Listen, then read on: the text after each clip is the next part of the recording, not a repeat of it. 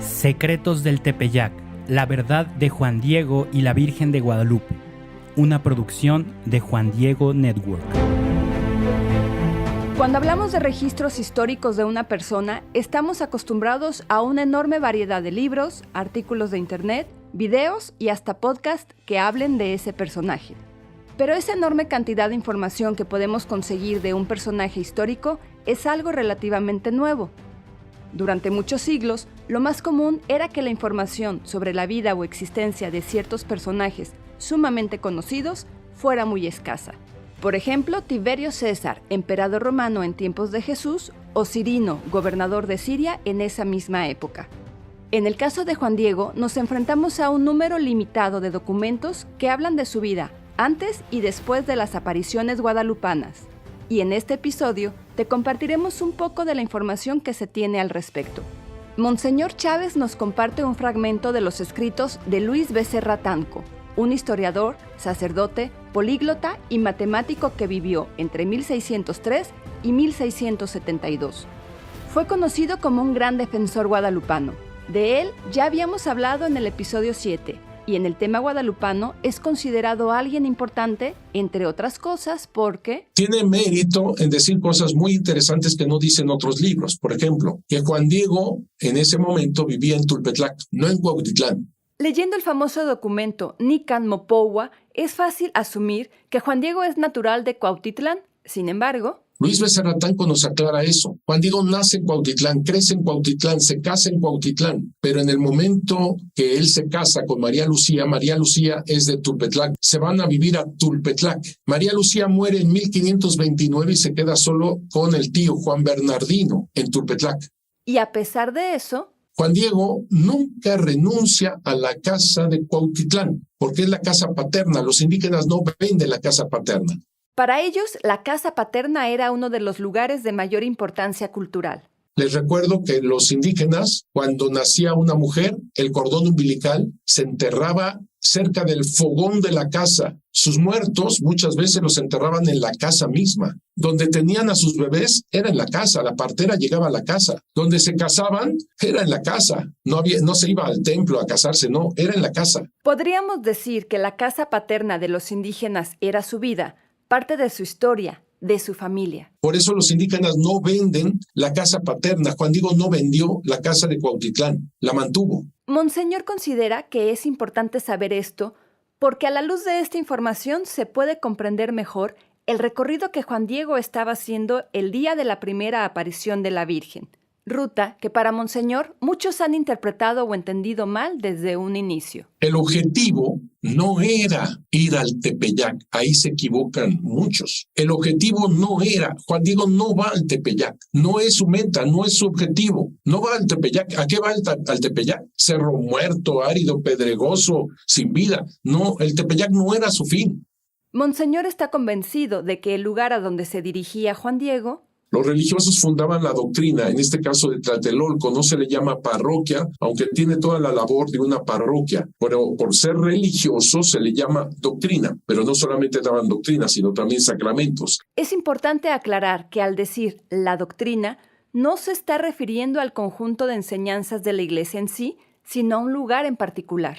Era Tlatelolco. Él iba al catecismo a Tlatelolco con la doctrina. Para Monseñor, la teoría de que Juan Diego tomara esta ruta es completamente lógica, porque si él hubiera salido de Cuautitlán, no tenía que subir la Sierra de Guadalupe con todos esos cerros para a fuerza estar cerca del Tepeyac, para agarrar la calzada que nosotros llamamos de los misterios y que era esa calzada dique del Tepeyac que llegaba a Tlatelolco al norte del islote. Así que de Cuautitlán, él bajaría a la calzada de Tacuba o Tenayuca, todavía más fácil, porque cruza por ese lado sin subir tanto cerro y mucho menos tan alto para llegar a la meta, Tlatelolco, no el Tepeyac. En cambio, si sale como efectivamente sucedió, de Tulpetlac para ir a Tlatelolco, ahí sí se le atravesó, digamos así, el cerro del Tepeyac. Ahí sí tenía que ir a un lado del cerro del Tepeyac, pues tenía que tomar la calzada de los misterios que está al lado del Tepeyac.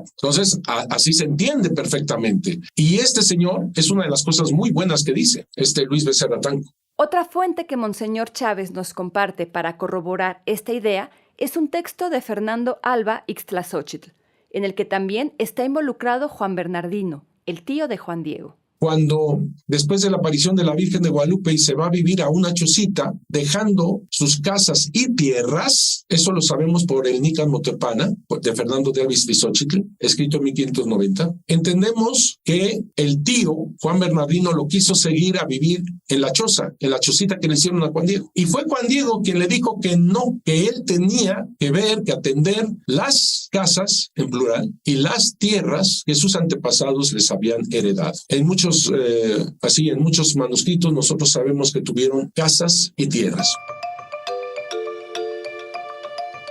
Cuando nos encontramos ante un suceso de grandes dimensiones históricas, es inevitable sentir el impulso por escarbar más y más buscando nueva información al respecto. Esa curiosidad puede llevarnos a encontrar información muy valiosa que desconocíamos hasta ese momento, pero también nos puede llevar a adoptar las ideas o teorías más desapegadas a la realidad que podamos encontrar. Como lo hemos visto en los primeros 10 episodios de este podcast, el suceso guadalupano a lo largo de los siglos sigue suscitando una enorme curiosidad, y cada detalle a su alrededor es propenso a ser analizado, tanto desde la rigurosa lupa de las investigaciones científicas, como desde las meras suposiciones de cualquier ocurrente. A continuación, Monseñor nos habla de una de esas teorías que él considera un tanto inverosímil. En tiempo de la postulación de la causa de canonización de San Juan Diego salió una especie de genealogía de Juan Diego convirtiéndolo en un noble. Eso es totalmente falso. Al parecer, esta idea surge de una pequeña confusión entre la traducción del Nican Mopowa y la figura de otro personaje contemporáneo con un nombre similar al de nuestro protagonista.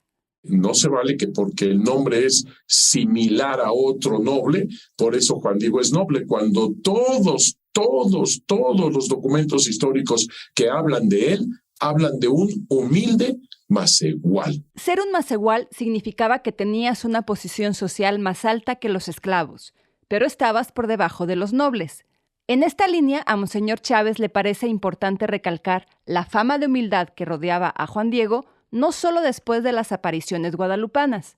Citando al documento de las informaciones jurídicas de 1666, hace referencia a algunas entrevistas que realizó el sacerdote, escritor y teólogo Miguel Sánchez a distintos ancianos de la comunidad a la que perteneció Juan Diego.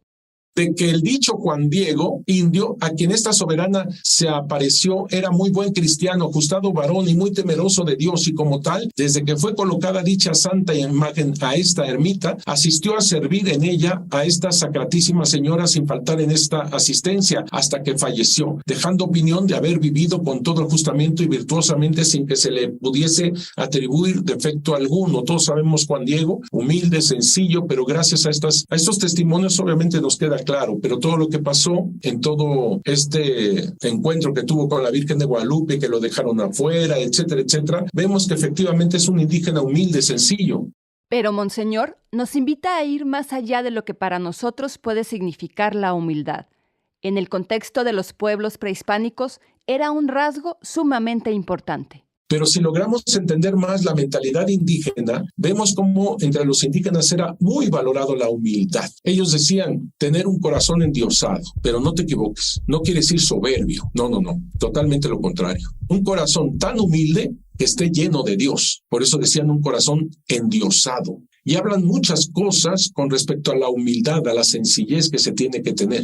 Ser humilde de corazón te permitía participar de algunas actividades de gran importancia en la comunidad. Una de las cosas, por ejemplo, que no podía hacer cualquiera era barrer el templo, limpiar el templo. Eso solamente las personas dignas. Por ejemplo, Moctezuma, cuando fue hecho emperador, los ancianos que lo habían elegido a Moctezuma, lo fueron a encontrar barriendo el templo. Solamente las personas más dignas podían barrer el templo, porque eso significaba que ellos preparaban el lugar donde llegaba la divinidad. Entonces tenía que ser una persona muy digna, casi con ese símbolo de santidad, para que pudiera ser permitido que barriera el templo. Y en el caso de Juan Diego, él es quien cuida el templo, barre el templo de Guadalupe, y aún en vida tiene esta fama de varón santo. Después de compartirnos toda esta información, Monseñor Chávez hace énfasis en un punto muy relevante sobre la persona de Juan Diego. Voy a decir una cosa, pero espero que me lo entiendan bien. El hecho de que él llegara a ser santo no es por ver a la Virgen de Guadalupe. Podríamos decir que incluso eso, para algunos que pudiera ser suficiente para llegar al cielo, como todos nosotros, digo, alguien que ve a la Virgen, alguien que habla con la Virgen, alguien que la Virgen le dice que sea su mensajero, su intercesor, caray, si él no es santo, pues no sé quién, ¿verdad? Aunque para muchos de nosotros haber tenido esas visiones marianas era un signo de santidad, en palabras de Monseñor, en el proceso de su canonización, esto más bien pudo estorbarle. En el sentido de que hay que ver su vida de virtudes, de santidad en lo que él hace, no por haber visto a la Virgen, porque te digo que podría más bien jugar en su contra. Algunas ideas que pudieron haber surgido en el proceso serían algo como: ¿no estará loco? ¿No será alguien que empieza a hablar diciendo que ve a la Virgen, que eso es muy difícil de creer, y más bien juega en contra? Ese es el problema con Juan Diego. Por lo que Monseñor llega a una conclusión indudable. Así que él es santo por la manera de ser, de vivir. Y tenemos, por ejemplo, noticias de él en el Nícan Motepana de Fernando de Alba Iztlizochitl, de cómo vivía, que se confesaba, etcétera, etcétera, comulgaba, tenía su tiempo de contemplación, de oración, hacía penitencias. No, impresionante. Bueno.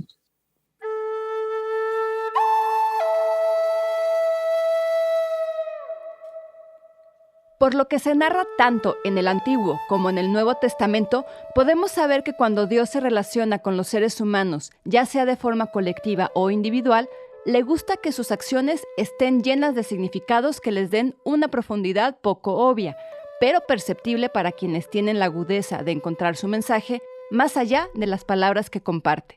Por ejemplo, vemos que suele darle una importancia relevante al tema de los nombres cuando entabla una relación de colaboración con las personas. Ya el primer ser humano sobre la faz de la tierra, Adán, tuvo un nombre muy significativo, pues se puede entender como el hombre. A Abraham y a Pedro, entre otros, les cambió el nombre para dejar clara su misión en la vida. Incluso su mismo hijo tiene un nombre que va de la mano con porqué de su encarnación. En el caso del suceso guadalupano, esta relación de Dios con los nombres no pierde relevancia, como nos lo hace saber Monseñor. Su nombre, Juan Diego, el nombre de pila, porque el nombre indígena es Cuautlatoatzin. Cuautlatoa es águila que habla. El sin final es dignidad. O, en el caso de Juan Diego, es decir, águila que habla cosas preciosas, cosas divinas. En otras palabras, mensajero de lo divino. Eso significa Cuautlatoatzin. Otro punto recurrente es el significado de las fechas en las que obra. En este caso, era sábado. Sí, sabemos que el 12 de diciembre es la fiesta de la Virgen de Guadalupe y que el 12 de diciembre de 1531 cayó en martes. Pero recordemos que las apariciones se dieron entre el 9 y el 12 de diciembre, siendo el primer día sábado y el último martes. Esto también es una connotación muy interesante, porque tú sabes que es ir a Jesús a través de María, y tú sabes que el sábado litúrgicamente es dedicado a María, incluso litúrgicamente se le llama Santa María en sábado, así que es interesante. Como es habitual en Dios, hace contacto con las personas cuando éstas se encuentran ocupadas haciendo lo que corresponde. Pasó con Moisés, con Zacarías, con Mateo y también con Juan Diego. Y luego dice, venía en pos de Dios y de sus mandatos. Él se estaba formando en el catecismo de los franciscanos en la doctrina. Y entonces sucedió lo que Dios tenía planeado para el bien del naciente pueblo mexicano. Y al llegar cerca del cerrito donde se llama Tepeyac, ya relucía el alba en la tierra. Gracias al Nícan Mopohua, tenemos registro de lo que Juan Diego vio y relató sobre las apariciones de la Virgen. Aquí, Monseñor nos comparte algunos fragmentos de dicho texto. Luego se atrevió a ir a donde lo llamaba. Ninguna turbación inquietó su corazón ni ninguna cosa lo alteraba. Antes bien se sentía alegre, contento por todo extremo. Fue a subir al cerrillo de donde lo llamaban. Y cuando llegó a la cumbre contempló una noble doncella que estaba de pie. Lo llamó para que fuera juntito a ella. El relato nos dice que cuando Juan Diego llegó frente a ella, Mucho le maravilló cómo sobrepasaba toda su admirable perfección y grandeza. Su vestido como el sol resplandecía, así brillaba, y las piedras y rocas sobre las que estaba como que lanzaban rayos como de jades preciosos, como joyas relucían, como resplandores del arco iris. En la niebla reverberaba la tierra, y los mezquites y los nopales y las demás variadas hierbitas que allí se suelen dar parecían como plumajes de quetzal, como turquesas aparecía su follaje, su tronco, sus espinitas, sus espinas relucían como el oro. Para Monseñor Chávez, esto es brutal, esto es maravilloso. ¿Por qué? Porque la ve, la contempla con este manto azul verdoso que solamente los emperadores podían usar. Es una emperatriz. Y no solo esto, sino que además... Ahora resulta que esta niña del cielo, con este manto azul verdoso, que es emperatriz, dice: ven juntito a mí. No solamente me veas, sino ven juntito a mí. O sea, es el amor, el cariño, la dignidad. El hecho de que aquella mujer no solo permitiera, sino que buscara que Juan Diego se le acercara de esta forma, era algo completamente inexplicable. Esto llama bastante la atención porque... No sé si tú sepas que los indígenas no podían ver a la cara a Moctezuma. Tenían siempre que ver el suelo. No podían ver la cara de Moctezuma, el emperador. Si la llegaban a ver, lo asesinaban. Así de fuerte era la cosa. Enseguida, la mujer de la aparición le preguntó a Juan Diego a dónde se dirigía. Este le contestó que a Tlatelolco, a la doctrina.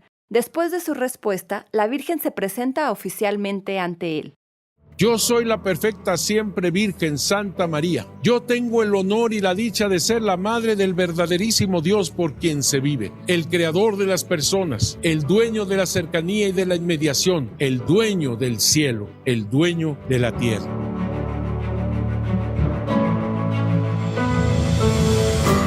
Monseñor recalca que las palabras de Juan Diego nos dicen algo más allá de lo que describen, pues cobran una relevancia particular cuando se comprende el contexto que reflejan. Fíjate lo que dice Juan Diego: ¿dónde estoy? ¿Dónde me veo? ¿Acaso allá donde dejaron dicho los antiguos, nuestros antepasados, nuestros abuelos, en la tierra de las flores, en la tierra del maíz, de nuestra carne, de nuestro sustento? ¿Acaso en la tierra celestial? Esto no fue inventado por los españoles. No tenían idea. No tenían ni idea del significado tan profundo que llevaban las palabras de Juan Diego en la cultura indígena. Por el amor de Dios, fíjate lo que está diciendo Juan Diego. Cuando ve este cerro lleno de... O sea, el cerro del Tepeyac era pedregoso, salitroso, polvoso, muerto. No había nada.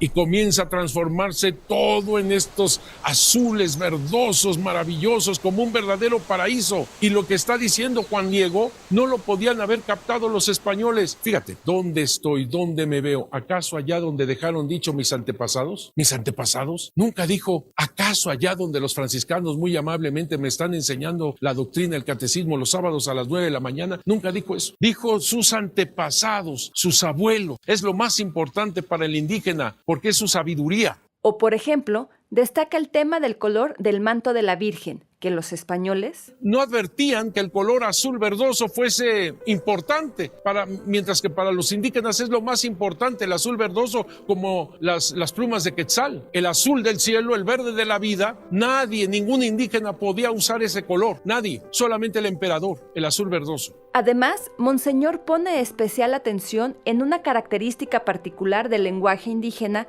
que aparece en las palabras de la Virgen. Hacia allá estaba mirando, hacia lo alto del cerrillo, hacia donde sale el sol, hacia allá de donde procedía el precioso canto celestial. Y cuando cesó de pronto el canto, cuando dejó de escucharse, entonces oyó que le llamaban de arriba del cerrito, le decían: Juanito, Juan Dieguito. Ese diminutivo es muy indígena, es muy indígena. Los españoles no hablan así, los españoles no hablan así. Con diminutivo solamente hablamos nosotros, los que tenemos sangre indígena. ¿Quiere usted un cafecito, cremita, galletita, servilletita, cucharita, ahoritititita? Así hablamos, ¿a poco no hablamos así? Así hablamos. Es ese diminutivo que usan los indígenas de amor, cariño, ternura. Por eso la Virgen de Guadalupe le dice: Socoyotito mío. Socoyotito significa mi chiquito, mi niño, mi consentido, Socoyotito. Y él le dice así a la Virgen: Socoyotita mía, mi chiquita, mi niña. Un español del siglo XVI jamás le dirá a la Virgen, a la Madre de Dios, mi niña, jamás. Sin embargo, el indígena sí habla, porque es el amor, ternura dignidad. Y fíjate, Juanito, Juan Dieguito, y ahí va Juan Diego. Y él expresa de una manera totalmente indígena, pero es un nuevo Génesis, es decir, una nueva era. En el Evangelio se narra que Jesús le agradeció a su Padre por revelarle su mensaje a los humildes de corazón.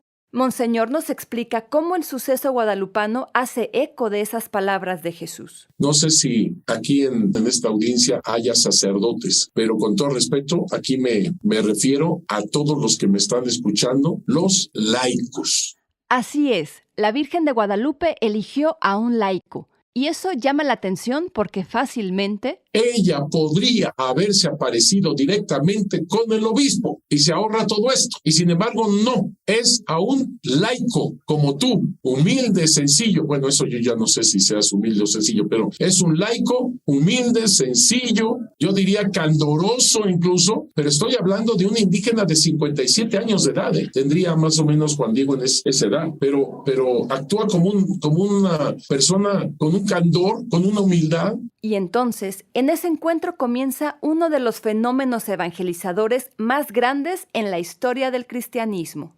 Era sábado, ya relucía el alba. Es un laico humilde, sencillo. Es un laico que se está formando apenas. Viudo, porque María Lucía murió en 1529. Cuando va llegando cerca del Tepeyac, escucha estos cantos maravillosos. Para el indígena, flor y canto significa la verdad divina. Y máxime el canto de pájaros, los más hermosos. Comienza todo una verdadera inculturación, como te decía. El ambiente que da la Virgen de Guadalupe desde el inicio, desde esta atmósfera guadalupana, yo le llamo, es totalmente inculturada, que los indígenas entienden perfectamente. Si tú te fijas, todos estos caminos, hablando por lo menos algunos rasgos de la Virgen de Guadalupe, no fueron inventados por los españoles, no tenían idea los españoles de todo esto. Otro pequeño pero muy significativo pasaje de esta historia es el que se relaciona con la enfermedad de Juan Bernardino, el tío de Juan Diego, que más allá de su curación milagrosa, conlleva otros significados igual de importantes.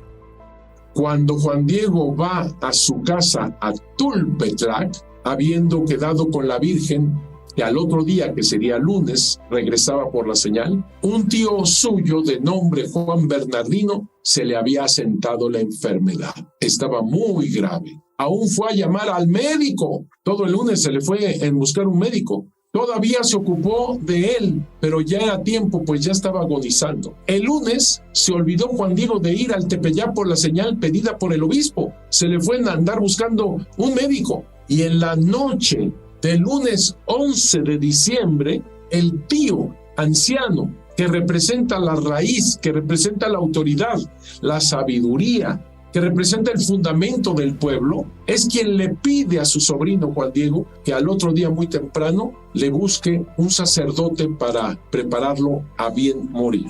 Cuando Juan Diego sale de su casa en la madrugada del 12 de diciembre por un sacerdote para traerlo ante su tío anciano a bien morir, Juan Diego se convierte entonces en el mensajero ahora de su tío anciano, es decir, de la sabiduría, de la autoridad, de la raíz, de la verdad. Así que Juan Diego es mensajero de Jesús, es mensajero de María, es mensajero del obispo y ahora es mensajero del pueblo. Ese es el laico como tú.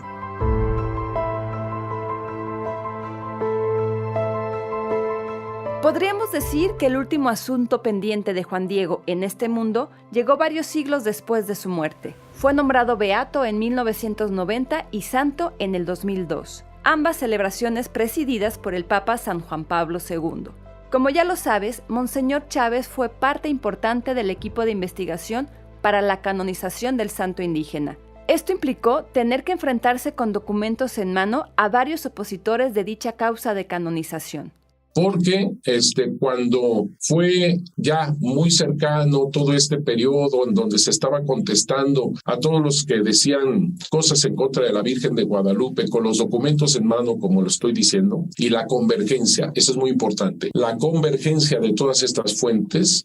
Como por ejemplo, Monseñor Chávez nos comenta sobre una carta escrita por Monseñor Guillermo Schulenburg, quien fue el abad de la Basílica de Guadalupe desde 1963 hasta 1996, periodo en el que le tocó dirigir el proyecto de la construcción de dicha basílica. Otra cosa por la que Monseñor Schulenburg es recordado es por la controversia que se generó al declarar que él no creía en la existencia histórica de Juan Diego, lo que provocó su renuncia como abad de la basílica. Tengo yo la carta, porque como postulador me llegaban todas estas cartas. En esa carta dijo, si el Papa Juan Pablo II viene a canonizar a Juan Diego, habría que ver si el Papa es Papa. Monseñor considera que esto es un indicio de un mal mucho más grande de lo que pueden representar las simples dudas de un sacerdote. Entonces, yo veo claramente que hay otro tipo de intereses. No es Juan Diego, es tumbar a la Virgen de Guadalupe y junto con ese afán de destruir la imagen de la Virgen de Guadalupe, el acontecimiento guadalupano en totalidad, también de alguna manera era destruir la iglesia. Me parece que va por ahí el asunto. Ese es el problema más profundo. Para Monseñor Chávez, dicha confrontación documental entre los denominados aparicionistas contra los antiaparicionistas dejó un saldo favorable fácilmente comprobable. El caso es que realmente como quisiera que ustedes vieran todos los documentos para que los que la Santa Sede captó y fue contestado todo esto ante la Santa Sede, a tal punto de satisfacción que precisamente el Papa Juan Pablo II vino a canonizar a San Juan Diego. Si no hubiera habido una respuesta clara, directa, certera, suficiente, obviamente el Papa no hubiera podido canonizar a San Juan Diego. Independientemente del gesto del Papa de haber venido personalmente a la celebración, la pura canonización ya tiene una implicación bastante profunda. La canonización de San Juan Diego es tan fuerte, tan grande, porque va implícito el dogma de la infalibilidad del Papa, así como lo oyen. O sea, no se está inventando ningún dogma nuevo, sino el dogma de la infalibilidad del Papa está ahí en la canonización de cualquier persona. En este caso estamos hablando de Juan Diego. Recordemos que una canonización es la declaración oficial que hace un Papa de la santidad de un difunto. Es decir, que de esa persona en cuestión podemos tener la certeza de que se encuentra en el cielo. Porque el Papa dogmáticamente y con una oración dogmática que tú lo puedes ver en todo lo que es la transmisión, el video de la canonización de San Juan Diego, empieza nombrando la Santísima Trinidad, a Pedro, a Pablo, etcétera, etcétera. Es toda una oración dogmática. Él dice que este hombre, Juan Diego, está en el cielo. Son tres cosas: que Juan Diego está en el cielo. 2, que este hombre es puente de unidad entre el cielo y los seres humanos. Y 3, que es modelo de santidad para el mundo entero. A final de cuentas, para Monseñor Chávez, la canonización de Juan Diego nos lleva a una conclusión más general sobre el mismo suceso guadalupano. En la canonización de San Juan Diego, de alguna manera, yo ya lo dije desde la primera introducción que hice en este curso, de alguna manera también está canonizando, permítanme usar esta palabra, están canonizando el acontecimiento guadalupano, porque no sabemos de Juan Diego si no fuera por la Virgen de Guadalupe, no sabríamos de la Virgen de Guadalupe si no fuera por Juan Diego. Es tal la unidad entre Juan Diego y la Virgen de Guadalupe, obviamente. Así que al canonizar a Juan Diego, una vez más, está canonizando el evento guadalupano.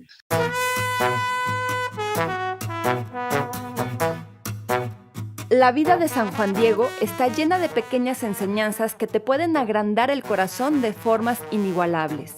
A pesar de que aparentemente tenemos poca información sobre él, Monseñor Chávez ha sabido encontrar gran sabiduría en su existencia y la ha condensado en su libro Juan Diego, el mensajero de la Santa María de Guadalupe.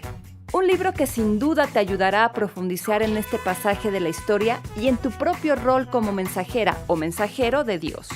En el siguiente episodio comenzaremos a adentrarnos en el texto del Nican Mopohua. Veremos qué está narrando, qué significa todo lo que dice, de dónde surge y a quién va dirigido. Así es que si quieres aprovechar la oportunidad de conocer un poco mejor ese famoso documento, no te lo pierdas. Recuerda compartir este episodio en tus redes y con tus contactos de WhatsApp a quienes les pueda interesar. Y no olvides seguirnos en tu plataforma de podcast favorita. Yo soy Angie Romo y esto es Secretos del Tepeyac, la verdad de Juan Diego y la Virgen de Guadalupe.